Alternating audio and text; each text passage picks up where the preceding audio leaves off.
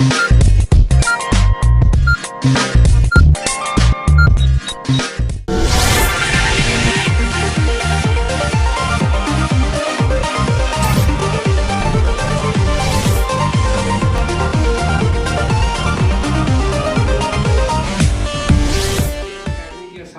से लगभग 30 वर्ष पूर्व सक्सेस गुरु A.K. मिश्रा सर ने की, जो आप सबों के समक्ष यहाँ पर उपस्थित है।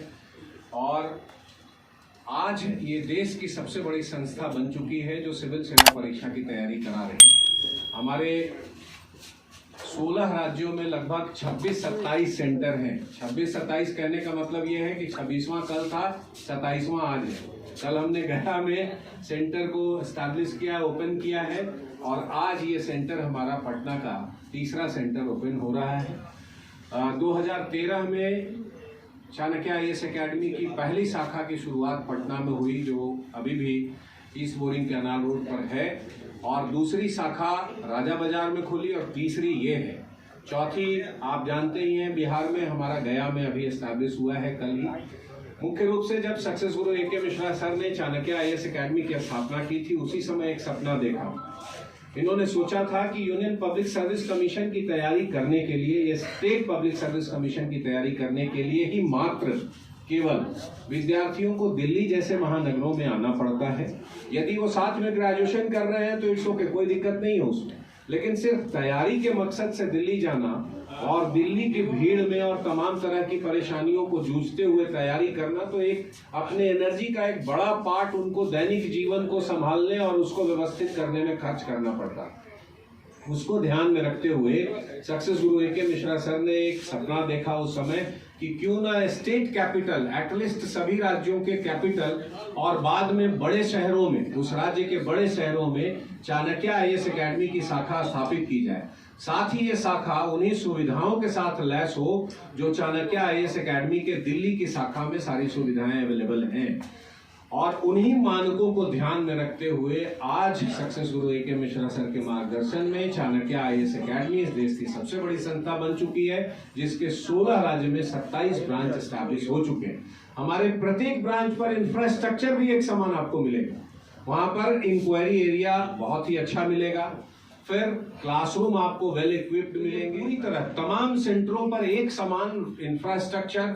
जितने भी हमारे टीचर होते हैं वो दिल्ली में सेलेक्ट होते हैं, उनका मिनिमम क्वालिफिकेशन होता है, उसके बाद उनका सिलेक्शन प्रोसेस होता है, फिर उनको ट्रेनिंग दी जाती है, और वही शिक्षक घूम घूम कर पूरे देश में पढ़ाते हैं। हमारे स्टडी मटेरियल का निर्माण दिल्ली जैसे महानगरों में एक विशेषज्ञ समिति करती है, और उस विशेषज्ञ समिति के मार्गदर्शन में हमारे जो रीजनल सेंटर है वहां पर एक एकेडमिक टीम होती है, वो काम कर रही होती है। और कह सकते हैं कि तमाम ऐसी सुविधाएं, मैगजीन्स और सारी चीजें सारी सेंट्रलाइज है। हम अपने क्वालिटी को कंट्रोल करते हैं, पूरी तरह कंट्रोल करते हैं सक्सेस गुरु A.K. मिश्रा सर के मार्गदर्शन में, और इसी का परिणाम है कि चाणक्य IAS एकेडमी का बहुत ही बेहतर से बेहतरीन रिजल्ट पिछले 30 वर्षों में देखने को मिला। लगभग चाणक्य IAS एकेडमी के डिफरेंट सेंटर से आज तक 5000 से अधिक विद्यार्थियों का चयन यूनियन पब्लिक सर्विस कमीशन में, और 16000 विद्यार्थियों से अधिक का सिलेक्शन स्टेट PCS के विभिन्न परीक्षाओं में हो चुका है।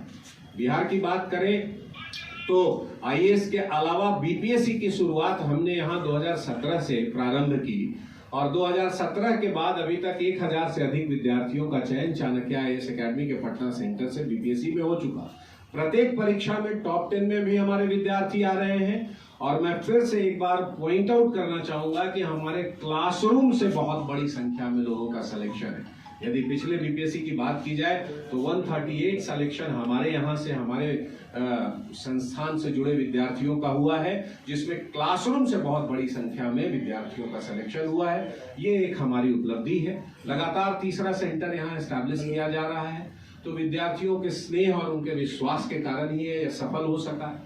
कोई एक संस्थान की सफलता किस चीज पे डिपेंड करती है? इस चीज पे डिपेंड करती है कि उत्तरोत्तर वो रिजल्ट कितना अच्छा से अच्छा दे सकने में सक्षम है। चाणक्य IAS एकेडमी इस मामले में बहुत ही हद तक विद्यार्थियों की अपेक्षाओं पर खरा उतरा है, और 30 वर्षों से कोई संस्था अपनी क्रेडिबिलिटी और क्रेडेंशियल को न केवल बरकरार रखे हुए है बल्कि उत्तरोत्तर उसको बढ़ा रही है। यही चाणक्य आईएएस एकेडमी का एक विश्वास है। 2, 4, 5 साल किसी संस्था के अच्छे होने और बुरे होने की बात कही जा सकती है, लेकिन 30 साल तक लगातार कोई संस्था यदि अपने रिजल्ट को न केवल बनाए हुए है बल्कि उत्तरोत्तर बढ़ा रही है, तो ये कहीं न कहीं उचित मार्गदर्शन और गाइडेंस जो सक्सेस गुरु ए.के. मिश्रा सर के द्वारा हमें मिल रहा है, उसी के कारण ये संभव। और अपने आप पर एक भरोसा। फिर हर एग्जामिनेशन की क्राइटेरिया होती है। सिविल सर्विस एग्जामिनेशन में किसी विद्वान की तलाश नहीं है, एक बहुत व्यवहारिक व्यक्ति चाहिए। नॉलेज होना एक चीज है, नॉलेज को अंडरस्टैंडिंग में बदलना अलग चीज है। जब इंसान अपने नॉलेज को अंडरस्टैंडिंग में कन्वर्ट कर लेता है तो खुद के लिए उस नॉलेज का उपयोग कर सकता है, दूसरों के लिए कर सकता है। सिविल सर्विस एग्जामिनेशन यही चाहता है कि आप पढ़िए, सोचिए, लिखना सीखिए और व्यवहारिक रूप से उस नॉलेज को उतारना सीखिए। तो एक तो पहले अध्ययन की प्रणाली में एक ध्यान रखना चाहिए। दूसरी चीज़ क्या है, एक डिसिप्लिन बड़ा इंपॉर्टेंट चीज़ है। मैं टाइम मैनेजमेंट में भी हमेशा 8+8+8 का फॉर्मूला देता हूँ। 6 से 8 घंटे सोइए, आराम कीजिए, उसमें कोई कॉम्प्रोमाइज़ की जरूरत नहीं है। 6 से 8 घंटे में नॉर्मल रूटीन मेंटेन रखिए और 8 घंटे के आसपास की पढ़ाई यदि करते हैं, 1.5 साल 2 साल की मेहनत में आप अव्वल दर्जे के साथ सिलेक्शन पा सकते हैं। बहुत ही साइंटिफिकली डिजाइन एग्जाम है, इसमें बहुत ज़्यादा डिस्परेशन की जरूरत नहीं है। ओवरलोड ऑफ मटेरियल में भी नहीं पढ़ना चाहिए बच्चों को। ज़्यादा से ज़्यादा आप देखें कि सिलेबस के इर्द गिर्द अच्छे से ध्यान दें और 10 साल के क्वेश्चन के ऊपर में बार बार अभ्यास करें और सही डायरेक्शन में, एक केयर में, एक कमिटमेंट के साथ काम करेंगे तो रिजल्ट आएगा।